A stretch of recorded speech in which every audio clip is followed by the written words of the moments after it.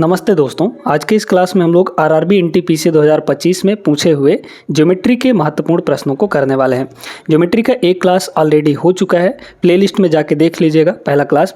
उसमें भी बहुत महत्वपूर्ण सवालों को हमने किया था और उनके कॉन्सेप्ट के बारे में डिस्कस किया था। आज भी ऐसे ही करेंगे, महत्वपूर्ण कॉन्सेप्ट आपको बताए जाएंगे। ये कॉन्सेप्ट आपके हर आगे आने वाले एग्जाम के लिए महत्वपूर्ण है, इसलिए छोड़िएगा नहीं इस वीडियो को। पहला जो सवाल दिया गया है यह है केंद्रक यानी सेंट्रॉइड से रिलेटेड। क्या दिया है? एक त्रिभुज का केंद्रक का निर्देशांक यानी कोऑर्डिनेट्स 3 और 2 दिए हैं और उसके वर्टेक्स क्या क्या दिए हैं, 0 4 -2 0 और P2। तो P का यहाँ पर मान बताना है। अब एक त्रिभुज के अगर तीनों वर्टेक्स दिए रहते हैं तो उसका जो सेंट्रॉइड का निर्देशांक होता है यानी x कोऑर्डिनेट और y कोऑर्डिनेट जो होता है वो होता है ये शीर्षों का x कोऑर्डिनेट डिवाइड बाई 3 और शीर्षों का जो y कोऑर्डिनेट है उसको डिवाइड बाई 3 कर देते हैं। तो अगर देखा जाए यहाँ पर कि जो इसका सेंट्रॉइड का x कोऑर्डिनेट होगा यानी 3, ठीक है, ये 3 किसके बराबर होगा? इन शुरू 3 को जोड़कर 3 से डिवाइड, ठीक है। तो 0 -2 इस तरीके से 0 -2 और प्लस यहाँ पर P, इसको डिवाइड बाई हम लोग यहाँ पर 3 कर देंगे, है ना। तो 3 दिया 9 -2 इधर जाएगा तो 3 और 9 और 2 कितना हो गया 11। तो यहाँ से जो P की वैल्यू आ गई हमारे पास वो 11 के बराबर आ गई, ठीक है। ऑप्शन नंबर डी क्लियर हो गया सभी को। ऐसे ही हम y कोऑर्डिनेट को बराबर कर सकते हैं अगर बराबर करना चाहे तो, है ना। फिलहाल आगे चलते हैं क्वेश्चन नंबर 2 पर। दूसरा सवाल देखिएगा, बहुत बेहतरीन सवाल है। ए बी सी डी के समांतर है एक तिर्यक रेखा पी क्यू ए बी और सी डी को क्रमशः ई और एफ पॉइंट पर इंटरसेक्ट करती है, ठीक है। तो यहाँ पर बना लेते हैं डायग्राम जल्दी जल्दी। ए बी सी डी के समांतर है तो ए बी और सी डी को यहाँ पर पैरेलल कर लेते हैं हम लोग, ठीक है। ये हमारा हो गया ए बी और इसी के पैरेलल में यहाँ पर हो जाएगा सी डी, ठीक है। तो ए बी और सी डी हमारे पास हो गए, नेमिंग कर देते हैं। ये ए है, ये बी पॉइंट है आपका, ये सी है और ये डी है, सी डी रेखा, ठीक है। अब एक तिर्यक रेखा है तो तिर्यक रेखा यहाँ पर पी क्यू बना लेते हैं कुछ इस तरीके से। ये तिर्यक रेखा है हमारी पी क्यू, तो यहाँ पर P है और यहाँ पर Q है। क्लियर हो गया। डायग्राम एक बार अच्छे से बन जाएगा, उसके बाद सवाल तो आसानी से बन जाएगा।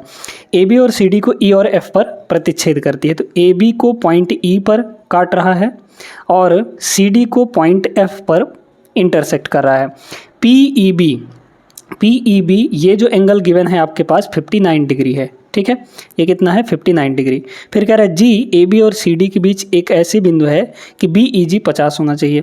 अच्छा, ए बी और सी डी इन दोनों लाइंस के बीच में कहीं पर भी एक पॉइंट है G, ठीक है। ये हो गया हमारा G। तो अब मिलाइए इनको, E से G मिला दीजिए और G से F मिला दीजिए, तभी ना BEG आपका 50 है। BEG मतलब ये एंगल आपका 50 डिग्री के बराबर है। फिर कह रहा है कि GFE ये गिवन एंगल कितना है? 33 के बराबर है, ठीक है। ये हो गया 33 डिग्री। फिर कह रहा है कि EGF निकालना है, EGF यानी ये एंगल हमें फाइंड करना है, ठीक ना। अब ये बताइए, इस वाले ट्रायंगल EGF ये वाला अंदर वाला ट्रायंगल जो बन रहा है, इसके एक एंगल पता है, ये एंगल हमें निकालना है। अगर हमें किसी तरीके से ये वाला एंगल मिल जाए तो हमारा काम बन जाएगा, क्योंकि त्रिभुज के तीनों इंटरनल एंगल का सम 180 डिग्री होता है, ठीक है। होता है कि नहीं? क्लियर है। अब यहाँ पर दोस्तों ये बताइए कि ये तीनों एंगल मिलाकर एक स्ट्रेट एंगल बना रहा है, क्योंकि ये पी क्यू लाइन है, एक लाइन के ये तीनों एंगल हैं।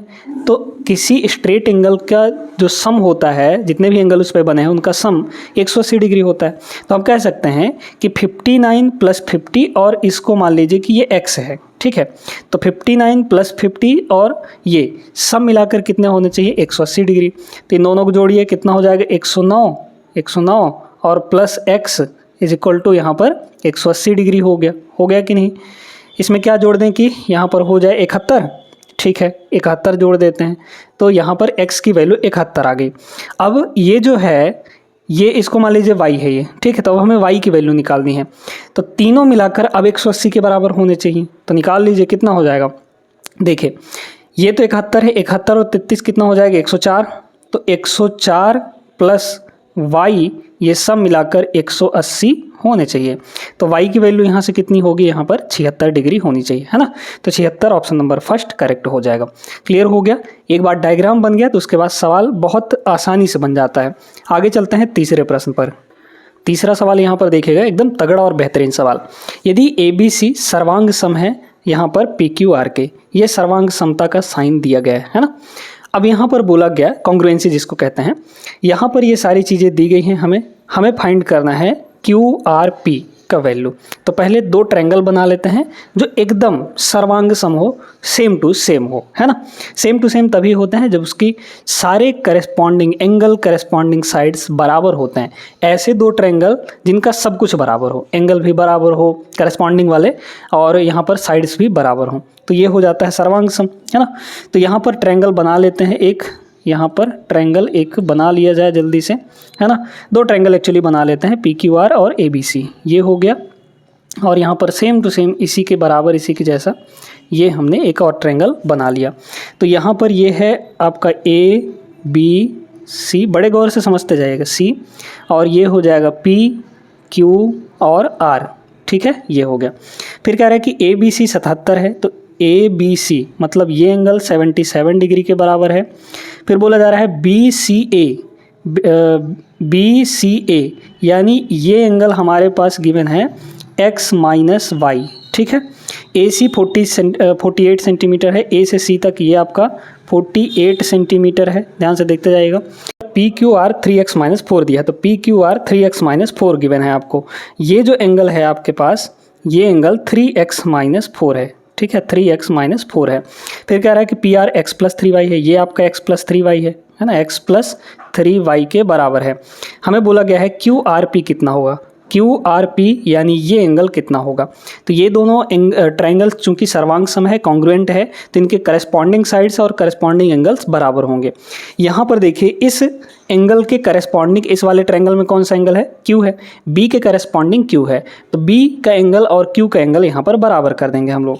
बराबर देखिए यहाँ 3x माइनस 4 है, तो ये हो जाएगा 3x माइनस 4 इक्वल, ये बराबर होगा 77 के, ठीक है। तो x की वैल्यू यहाँ से कितनी आ गई, 77 4 81, 81 बटा 3 कर देंगे तो यहाँ पर 27 आ जाएगा, 27 3 81, है ना। तो x की वैल्यू 27 आ गई। अब हमें x की वैल्यू मिल चुकी है, तो देखिए ये साइड AC और PR ये दोनों भी करस्पॉन्डिंग होंगे और बराबर भी होंगे। तो यहाँ पर देखिए 3x plus 3y, x plus 3y की जो वैल्यू है वो किसके बराबर होगी, 48 के बराबर हो जाएगा, है ना। अब यहाँ पर x की वैल्यू तो आपको पता है, तो यहाँ से 3y की जो वैल्यू है वो कितनी होगी, x उधर जाके घटेगा, मतलब 48 में से 27 घटा देंगे अगर तो 21 आ जाएगा, यानी y की जो वैल्यू है यहाँ से 7 आ गई। अब हमें पूछा क्या था, ये वाला एंगल, क्योंकि इसी के करस्पॉन्डिंग ये वाला होगा, तो ये एंगल और ये एंगल दोनों बराबर होंगे। x की वैल्यू यहाँ पर कितनी है, तो यहाँ पर देख लीजिए इसका एंगल कितना आ जाएगा, x की वैल्यू 27 आई है और y की वैल्यू यहाँ पर 7 आ गई है, मतलब 20 डिग्री। तो 20 डिग्री यहाँ का एंगल, तो यहाँ का एंगल भी 20 डिग्री ही होगा। Option number D is the right answer, ठीक है। अच्छा सवाल था, उम्मीद करते हैं क्लियर हो गया होगा। चलते हैं अगले सवाल पर। अगला क्वेश्चन देखिएगा, यहाँ पर क्या गिवन है, एक समबाहुभुज यानी कि रेगुलर पॉलीगन के इंटरनल एंगल का योग क्या दिया है, 1260 डिग्री। कह रहा है कि इस समबाहुभुज के विकर्णों की संख्या कितनी होगी, विकर्णों की संख्या यानी नंबर ऑफ डायगोनल्स हमको निकालने हैं। पहले तो दोस्तों यहाँ पर आपको बता देते हैं इंटरनल एंगल और एक्सटर्नल एंगल का फॉर्मूला, ठीक है, एक रेगुलर पॉलीगन के अंदर। तो इंटरनल एंगल का जो फॉर्मूला होता है यहाँ पर I, इंटरनल एंगल I से डिनोट कर सकते हैं आप, ये होता है n-2 डिवाइड बाई n, है ना, इंटू 180 डिग्री, ठीक है। ये हो जाएगा हमारा क्या, यहाँ पर इंटरनल एंगल। और जो एक्सटर्नल एंगल होता है ये होता है 360 डिवाइड बाई n, क्योंकि सभी एक्सटर्नल एंगल का सम यहाँ पर 360 डिग्री होता है, चाहे वो कोई भी रेगुलर पॉलीगन हो, पेंटागन हो, क्वाड्रिलेटरल हो, हेप्टागन हो, इस तरीके से कोई भी रेगुलर पॉलीगन है उसके सभी एक्सटर्नल एंगल का सम 360 के बराबर होता है। तो एक तो एक्सटर्नल एंगल कितना आ जाएगा, 360 divide by number of side या नंबर ऑफ एंगल्स, ठीक है, क्लियर हो गया। अब देखिए यहाँ पे आपको क्या गिवन है कि सभी इंटरनल एंगल का सम। भाई ये बताइए यहाँ पर अगर एक इंटरनल एंगल देखा जाए तो एक इंटरनल एंगल होता है n-2 divide by n into 180, ये एक तो इंटरनल एंगल हुआ, है ना। अब हमारे पास कितने इंटरनल एंगल होंगे, टोटल n होंगे, है ना। तो सब का टोटल कितना हो जाएगा, n से मल्टीप्लाई कर देंगे यहाँ पर, तो ये टोटल आ गया और यही टोटल आपको गिवन है यहाँ पर 1260 के बराबर। तो n से n आपका कट गया, 180 उधर जाके डिवाइड हो जाएगा। वैसे भी अगर काट देंगे तो 0 से आपका 0 कट जाएगा और कितना हो जाएगा 18 सत्ते 126। तो जो n की वैल्यू है वो कितनी आ गई 18 सत्ते 126 प्लस 2 है ना, यानी 9 आ गया। तो n की वैल्यू 9 आ चुकी है। अब हमें चाहिए नंबर ऑफ डायगोनल्स। तो नंबर ऑफ डायगोनल का फॉर्मूला यहाँ पर नोट कर लीजिए, नंबर ऑफ डायगोनल्स है ना, डायगोनल्स। तो यहाँ पर नंबर ऑफ डायगोनल्स का फॉर्मूला बड़ा सिंपल सा है, n-3 into n divide by 2, ठीक है। या फिर ऐसे भी कह सकते हैं n into n-3 divide by यहाँ पर 2 हो जाता है। ये नंबर ऑफ डायगोनल्स है, निकाल लीजिए। n-3 यानी कि 9-3 हो जाएगा 6 इंटू यहाँ पर 9 डिवाइड बाई यहाँ पर हो गया डिवाइड बाई 2 हो जाएगा, है ना। तो कितना आ गया 9 छक्के 54, 54/2 यानी कि 27 आ जाएगा। क्लियर हो गया। तो 27 इज़ द करेक्ट आंसर, मतलब इसमें विकर्णों की संख्या 27 होगी, ऑप्शन नंबर बी। आगे चलते हैं 5वें प्रश्न पर। ये रहा दोस्तों अगला सवाल। ये भी एक बहुत ही महत्वपूर्ण सवाल है। ए बी जो है केंद्र क्यू वाले वृत्त के लघुखंड में एक जीवा है। पी दीर्घचाप ए बी पर स्थित एक बिंदु है, ठीक है। तो पहले यहाँ पर बना लेते हैं एक सर्किल, ठीक है। तो हमारे पास ये रहा यहाँ पर एक सर्किल। अब इसमें बोला जा रहा है कि भाई एक लघु चाप बनाइए, है ना। तो लघु चाप यहाँ पर इस तरीके से हम लोग बना लेंगे। ये हमारा ए बी हो गया। अब ये जब ए बी है, ये यहाँ पर ए और यहाँ पर ये बी हो जाएगा, है ना। अब इसमें कह रहा है कि दीर्घचाप पी जो है दीर्घचाप ए बी पर स्थित एक बिंदु है। ए बी में दो चाप बने, एक यहाँ से यहाँ तक आर्क, ये छोटा आर्क है, और एक ये बड़ा सा आर्क। इस बड़े वाले आर्क में पी बिंदु है, कहीं पर भी है। चलिए अभी इसकी बात नहीं करते हैं। फिर कह रहा है बाह्य बिंदु डी से वृत्त पर खींची गई स्पर्श रेखाएं ए डी और बी डी हैं। कह रहा है कि ए पी बी 39 डिग्री है, तो ए पी बी ये 39 डिग्री होनी चाहिए। तो 39 डिग्री अगर इसको बना लें हम इस तरीके से, ये है ना, ये वाला, तो ये आपका 39 डिग्री हो जाएगा, ठीक है। ये यहाँ पर 39 डिग्री हो जाएगा क्योंकि ये पॉइंट आपका P है। अब यहाँ पर कह रहा है कि ए डी बी कितना होगा, ए डी बी, डी आपका बाहर कहीं पर पॉइंट होगा, ये पॉइंट है आपका D, है ना। तो D कहीं बाहर होगा, तो इसको इस तरीके से मिला लीजिए, ये D है ना। अच्छा, स्पर्श रेखा बनाना है, ठीक है। पॉइंट A और पॉइंट B से आपको स्पर्श रेखा बनाना है। तो स्पर्श रेखा कुछ इस तरीके से जाएगा यहाँ पर, है ना, इस तरीके से ये हो जाएगा, और A से भी स्पर्श रेखा यहाँ पर इस तरीके से बना लेंगे। तो ये जो पॉइंट है ये आपका D पॉइंट है, ये यहाँ पर D पॉइंट है। हमें यही एंगल चाहिए ADB, ठीक है। क्लियर हो गया। तो डायग्राम आपके समझ में आ गया होगा। अब इसको करते हैं, चलिए। अब यहाँ पर बड़े गौर से इसको समझिएगा, कुछ प्रॉपर्टीज़ यहाँ पर यूज़ होने वाली हैं। प्रॉपर्टीज़ 2-3 लगभग, है ना। तो देखिए क्या है यहाँ पर, इसको क्या करते हैं, इस पॉइंट ए को इसके सेंटर से मिला देते हैं और पॉइंट बी को भी इसके सेंटर से मिला देते हैं। अब आपको पहली प्रॉपर्टी क्या यूज़ करनी है, पहली प्रॉपर्टी ये यूज़ करनी है कि इस कॉर्ड यानी ए बी से, ए बी के दोनों पॉइंट से दो जगह एंगल बन रहा है। एक सरकमफेरेंस पर एंगल बन रहा है और एक सेंटर पर एंगल बन रहा है। तो हमेशा याद रखिएगा कि एक ही कॉर्ड से जब दो जगह एंगल बनाया जाए, यानी कि सरकमफेरेंस पर भी और यहाँ पर सेंटर पर भी, तो जो सेंटर वाला एंगल होता है वो सरकमफेरेंस वाले एंगल का डबल होता है। मतलब सरकमफेरेंस वाला 39 है तो सेंटर वाला कितना हो जाएगा, 39 का डबल हो जाएगा, क्योंकि एक ही कॉर्ड से ये बन रहे हैं। तो ये पहली प्रॉपर्टी थी। तो 39 का डबल यहाँ पर होगा आपका 78 डिग्री, ठीक है। आसान है सवाल, आसानी से समझ में आ जाएगा।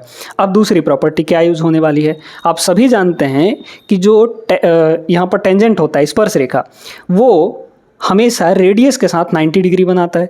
तो एक स्पर्श रेखा AD है और ये आपका A से लेकर ये सेंटर मान लीजिए O है, तो A से लेकर O तक तो रेडियस हुआ, मतलब ये जो एंगल है ये आपका 90 डिग्री होगा। सेम इसी तरीके से रेडियस के साथ ये जो स्पर्श रेखा का एंगल है ये भी 90 डिग्री होगा। अब यहाँ पर एक चतुर्भुज बन गया AOBD, ये एक क्वाड्रिलेटरल है। तो क्वाड्रिलेटरल के चारों एंगल का सम कितना होता है, 360 डिग्री होता है। इसको मान लीजिए x, तो हम यहाँ से कह सकते हैं कि 78, ठीक है, 78 प्लस ये वाला 90 डिग्री, है ना, और प्लस ये वाला 90 डिग्री और प्लस यहाँ पर ये x, तो x सब मिलाकर ये कितने हो जाएंगे, 360 डिग्री, है ना। बस निकाल लीजिए यहाँ से। तो देखिए ये आपका 90 दूना 180, 180 उधर जा घटेगा तो 180 बचेगा। मतलब x की जो वैल्यू है वो कितनी आ गई, 180 में से ये 78 फिर से घटा देंगे हम लोग, तो कितना आ जाएगा 102 degree. 102 degree is the correct answer. मतलब ADB कितना होगा, 102 डिग्री होगा। Option number C. बढ़िया सवाल था, यहाँ पर अच्छे से क्लियर हो गया होगा। चलते हैं अगले सवाल पर। ये भी एक बेहतरीन सवाल है, लगाते हैं। चलिए, TQ जो है 6 सेंटीमीटर वृत्त पर एक स्पर्श रेखा है तथा TPX एक छेदक रेखा है। ये सब कुछ दी गई हैं, तो y का मान कितना होगा। पहले तो यहाँ पर एक सर्किल बना लेते हैं इस तरीके से, है ना। अब TQ जो है वृत्त का स्पर्श रेखा है, तो स्पर्श रेखा बना लेते हैं यहाँ पर, है ना। ये आपका T और यहाँ पर मान लीजिए Q है। तो फिर बोला जा रहा है कि TPX जो है एक छेदक रेखा है। अच्छा, यहाँ पर T है आपका, है ना। ये आपका T है और ये आपका P है, तो Q है। TQ 6 सेंटीमीटर के बराबर है, तो ये आपका 6 सेंटीमीटर हो गया। फिर कह रहा है कि TPX एक छेदक रेखा है। चलिए, तो T है ना, फिर P और X, इस तरीके से ये आपका इंटरसेक्टिंग लाइन है। तो बनाते हैं यहाँ पर, ये हो गया T, ये हो गया P और ये हो गया यहाँ पर X। हमें बोला गया है TP = y है, तो T से P तक ये आपका y है। P से लेकर X तक ये आपका 5 सेंटीमीटर है। फिर बोला जा रहा है y का मान कितना होगा, मतलब ये कितना होगा। अब यहाँ पर क्या है, अगर दो इंटरसेक्टिंग लाइन होते हैं, तो पिछले वाले क्लास में हमने बताया था उसको कैसे करना है, लेकिन यहाँ पर एक इंटरसेक्टिंग लाइन बाहर से आ रही है और एक टेंजेंट आ रहा है, मतलब स्पर्श रेखा आ रहा है। तो इसको कैसे करना होगा, समझते जाइएगा। यहाँ पर ये जो टेंजेंट है इसका स्क्वायर, मतलब TQ का जो स्क्वायर होगा, T से लेकर Q तक का जो स्क्वायर होगा, ये बराबर होगा इधर बाहर वाला हिस्सा, मतलब T से लेकर P तक, है ना। तो ये हो जाएगा TP और मल्टीप्लाई ये टोटल हिस्सा, मतलब X से लेकर T तक, है ना। तो ये हो जाएगा TX। क्लियर हो गया।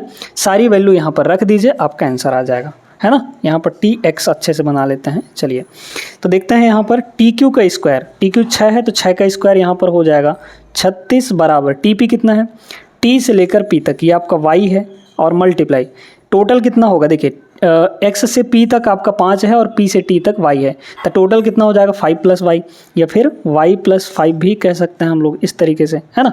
अब इसको हमें सॉल्व करना है, तो यहाँ पर आप y की वैल्यू रखिए ना।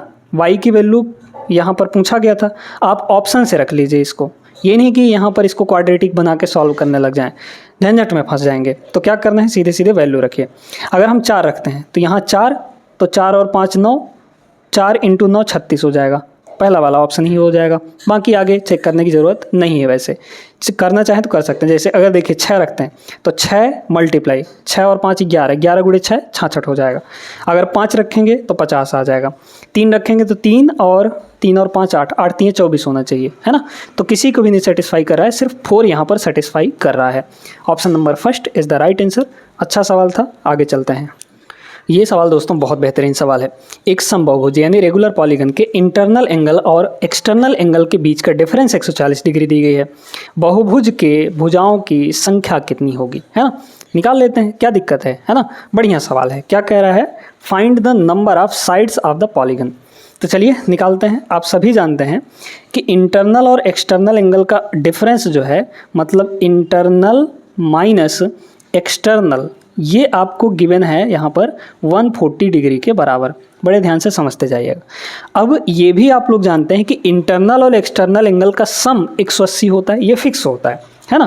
तो यहाँ पर हम कह सकते हैं कि इंटरनल एंगल प्लस यहाँ पर एक्सटर्नल एंगल, ये किसके बराबर होगा, तो ये 180 डिग्री के बराबर हो जाएगा। ठीक है, जोड़ लीजिए तो इंटरनल एंगल आ जाएगा, या फिर एक्सटर्नल एंगल आप निकालिए। एक्सटर्नल एंगल से जल्दी नंबर ऑफ साइड्स आएंगे, है ना। तो एक्सटर्नल एंगल यहाँ पर निकाल लेते हैं। देखिए a + b, a - b वाला काम धाम यहाँ पर बन रहा है। हमें b की वैल्यू चाहिए, मतलब माइनस वाले की वैल्यू चाहिए, क्योंकि e यहाँ पर माइनस है। ये दोनों जगह पॉजिटिव है, ये सिर्फ एक जगह माइनस है। तो जब e की वैल्यू निकालना होगा तो क्या करेंगे, एक्सटर्नल एंगल की वैल्यू, चूँकि e माइनस में है तो इन दोनों को घटाकर 2 से डिवाइड कर देंगे। अगर i की वैल्यू निकालना होता तो इन दोनों को जोड़ के 2 से डिवाइड कर देते। ये इसी फॉर्मेट के लिए लागू हो गई ये ट्रिक। तो 180 में से 140 घटाएंगे तो 40 आएगा और 40 का यहाँ पर आधा हो जाएगा। तो 40 का आधा कितना आ गया, एक्सटर्नल एंगल हमारे पास 20 डिग्री आ गया, है ना, 20 डिग्री आ गया।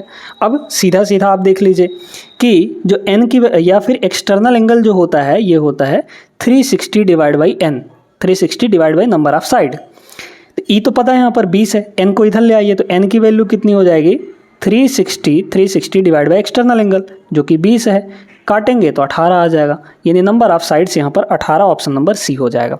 अच्छा सवाल था, लॉजिकल सा सवाल था, उम्मीद करते हैं क्लियर हो गया होगा। अगर आप दोनों को फॉर्मूला लगाते ना यहाँ पर तो फिर धीरे धीरे काम बिगड़ जाता, मतलब ज़्यादा कैलकुलेशन करना पड़ता आपको, ठीक है ना। आगे चलते हैं। 8वां सवाल यहाँ पर देखिएगा, ये बड़ा तगड़ा सवाल है ना। सिमिलर ट्रायंगल्स का सवाल दिया गया है। ABC और QPR, PQR नहीं QPR आपको सिमिलर दिए गए हैं, ठीक है। सिमिलर यहाँ पर दिया गया है और एरिया का जो रेशियो है उन दोनों ट्रायंगल के एरिया का रेशियो आपको 64 और 121 दिया गया है।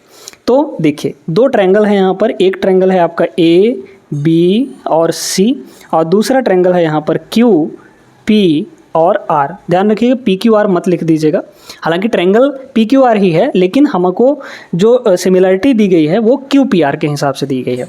मतलब AB जो होगा वो QP के करस्पॉन्डिंग होगा, ठीक है, QP के।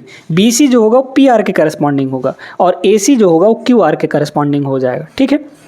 अब यहाँ पर सिमिलर ट्रायंगल्स में जो करस्पॉन्डिंग साइड्स के रेशियो का स्क्वायर होता है वो यहाँ पर एरिया के रेशियो के बराबर होता है। तो देख लीजिए यहाँ पर अगर हम कह पाएँ कि यहाँ पर AB और AB का करस्पॉन्डिंग QP है ना, QP है यहाँ पर, इसका जो स्क्वायर होगा यही आपके एरिया के रेशियो के बराबर होगा। मतलब एरिया ऑफ ABC, ठीक है, और डिवाइड बाय यहाँ पर एरिया ऑफ PQR या QPR जो भी कहें, मतलब ट्रायंगल तो एक ही है, ठीक है। तो यहाँ पर कह सकते हैं PQR के बराबर, है ना।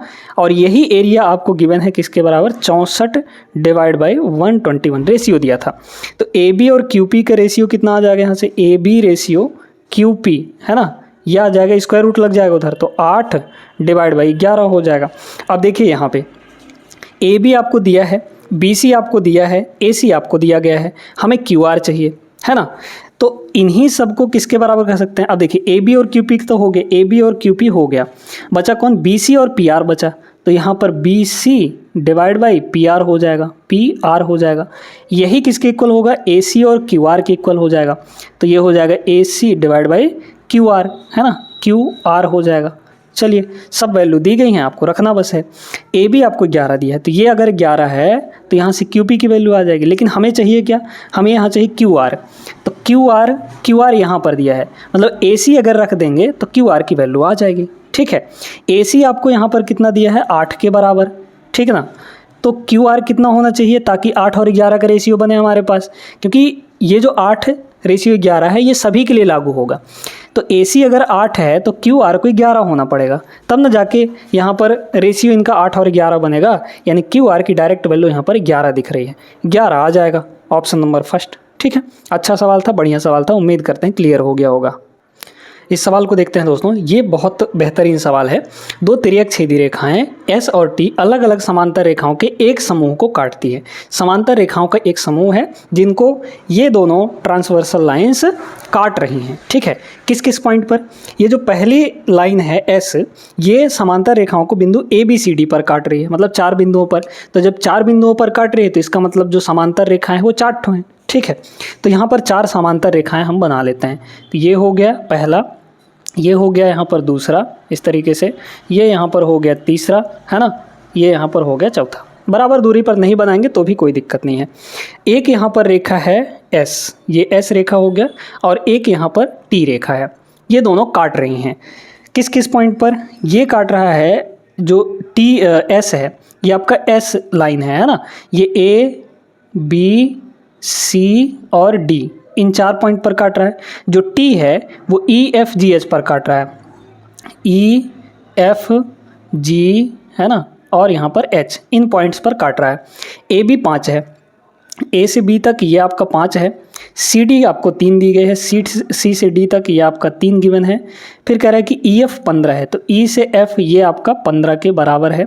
हमें पूछा गया है जी एच कितनी होगी, मतलब ये कितना होगा, ये तो सीधा सीधा दिख रहा है, ये आपका 9 के बराबर होगा। ठीक है, 9 कैसे हो जाएगा, 9 यहाँ पर 9 है ना, ऑप्शन नंबर फर्स्ट हो जाएगा। अब कैसे होगा ये समझना है। देखिए यहाँ पर देखिए ये ए बी है और इसी के करस्पॉन्डिंग में ये आपका ई एफ दिया गया है, तो इनका रेशियो बाकी सभी खंड के रेशियो के बराबर होगा, ध्यान रखिएगा। तो हम यहाँ से कह सकते हैं कि ए बी जो है, ए बी और रेशियो ई एफ यही रेशियो बराबर होगा बी सी और एफ जी के, यही रेशियो बराबर होगा सी डी और जी एच के। तो हम कह सकते हैं कि सी डी और यहाँ से जी एच है ना, जी एच ये हो जाएगा। अब आपको यहाँ से ओरली भी बताना पड़ सकता है ना, पेन चलाने की ज़रूरत वैसे थी नहीं इसमें। क्यों? क्योंकि ये आपका 3 गुना हो रहा है, यहाँ पर 5 से 15 हो रहा है, 3 गुना हो रहा है, तो इधर ये भी आपका 3 गुना हो जाएगा, मतलब 3 का 3 गुना 9 हो जाएगा, तो जी एच आपका 9 हो जाएगा। इसमें भी रखेंगे तो वही चीज़ आ जाएगी, ठीक है, 9 ही आएगा। तो ऑप्शन नंबर फर्स्ट इसका करेक्ट आंसर है। अच्छा सवाल था, उम्मीद करते हैं क्लियर हो गया होगा। इसको देखिएगा, ये भी खतरनाक सा सवाल पूछा गया था। ए बी सी एक त्रिभुज है जिसमें डी ई पैरेलल है ए सी के, ठीक है, तो बना लेते हैं, एक ट्रायंगल बना लेते हैं। यहाँ पर ट्रायंगल यहाँ पर बना लिया जाए, ठीक है ना, ये ट्रायंगल हमारे पास एक बन गया। अब यहाँ पर ए सी के पैरेलल डी ई है, तो इसको ए ले लीजिए, इसको सी ले लीजिए, क्या दिक्कत है। इसी ए सी के पैरेलल यहाँ पर पैरेलल में ये आपका पॉइंट डी ई है ना, इस तरीके से पैरेलल यानी समांतर। तो ये हो गया डी और ये हो गया ई, क्योंकि सवाल में ऐसे ही बोला गया है। जो डी है वो ए बी पर बिंदु है ना, ए से बी तक ये आपका बी पॉइंट हो जाएगा, और बी सी जो है वो ई जो है बी सी पर बिंदु है। क्लियर हो गया। बी डी आपको 10 दिया है, बी से डी ये आपका 10 है। फिर कह रहा है कि ए डी आपको यहाँ पर 17 दी गिवन है। फिर कह रहा है कि बी डी ई का क्षेत्रफल यानी ये वाला, और समलंब चतुर्भुज ए डी ई सी इसका एरिया का रेशियो क्या होगा, है ना, हमें रेशियो निकालना है। तो इस ट्रायंगल का रेशियो और इसका रेशियो, इन दोनों का मतलब इस ट्रायंगल के एरिया और इसका एरिया का रेशियो चाहिए हमें, ठीक है, निकालते हैं। अब ये सवाल एक खतरनाक सवाल बन जाता है, लेकिन हम लोग बहुत आसान तरीके से लगाएंगे, ठीक है। अब यहाँ पर आपको इसका एरिया और इसका एरिया का रेशियो चाहिए ना, उसकी टेंशन मत लीजिए। आप यहाँ पर दोनों ट्रायंगल का एरिया लेके चलिए। दोनों ट्रायंगल का एरिया क्या होता है, दोनों ट्रायंगल का एरिया अभी आपको कॉन्सेप्ट बताए हैं कि उनके करस्पॉन्डिंग साइड्स का स्क्वायर हो जाता है उनका एरिया का रेशियो, है ना।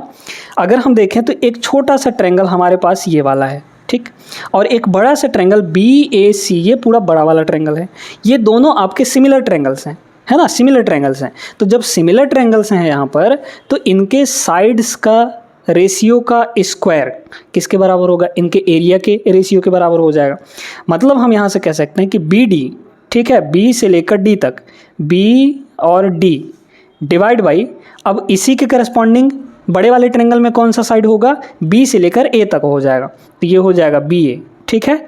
इनका जो स्क्वायर होगा वो किसके एरिया के स्क्वायर के बराबर, किसके एरिया के बराबर, इसका एरिया, यानी कि बी डी ई इसका area divide by area of बड़ा वाला ट्रायंगल बी ए सी, है ना, बी ए सी। अब आप सोच रहे हैं इसका एरिया तो नहीं ले रहे हैं, आएगा, है ना, सब्र रखिए। देखिए अब बी डी हमको दिया है 10, तो ये हो जाएगा 10। बी ए कितना होगा, चूँकि बी से डी तक 10 है, डी से ए तक 17 है, तो टोटल कितना होगा, 17 और 10 ये हो जाएगा 27, ये हो गया आपका 27। इसका यहाँ पर कर देंगे स्क्वायर, है ना, कितना हो जाएगा यहाँ पर, ये हो जाएगा area of B D E और बी ए सी।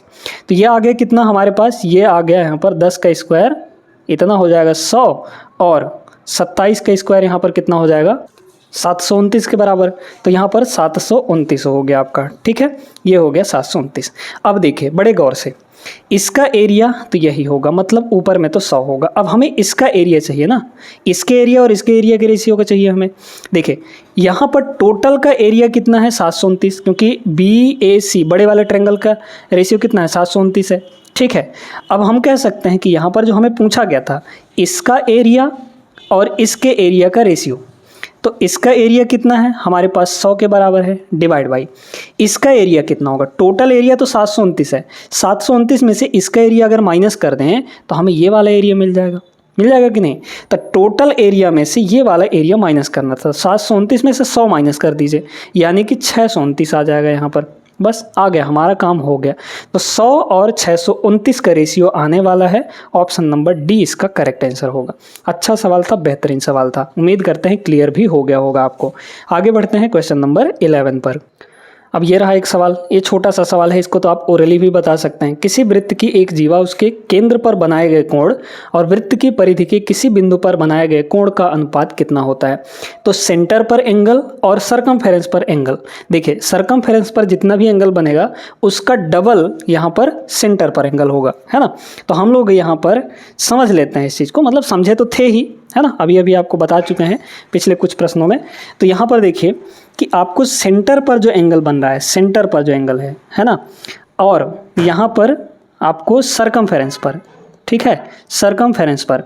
तो सरकमफेरेंस पर जो भी एंगल बनेगा, मान लीजिए 1 डिग्री का बन रहा है, तो सेंटर पर इसका डबल हो जाएगा। क्लियर है, 2 और 1 का रेशियो। ओरली बन जाता है ये सवाल, इतना आसान था। Option number B is the right answer. कुछ सवाल बहुत अच्छे पूछे गए थे, लेकिन कुछ सवाल एकदम कॉन्सेप्ट बेस्ड आपको पूछ लिया गया था, फैक्ट बेस्ड था। ठीक है, क्लियर हो गया होगा, उम्मीद करते हैं अब ऐसे प्रश्नों में कोई दिक्कत नहीं होगी।